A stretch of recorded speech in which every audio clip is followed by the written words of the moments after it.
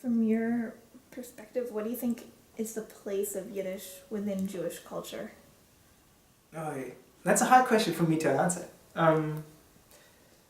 In Jewish culture, generally,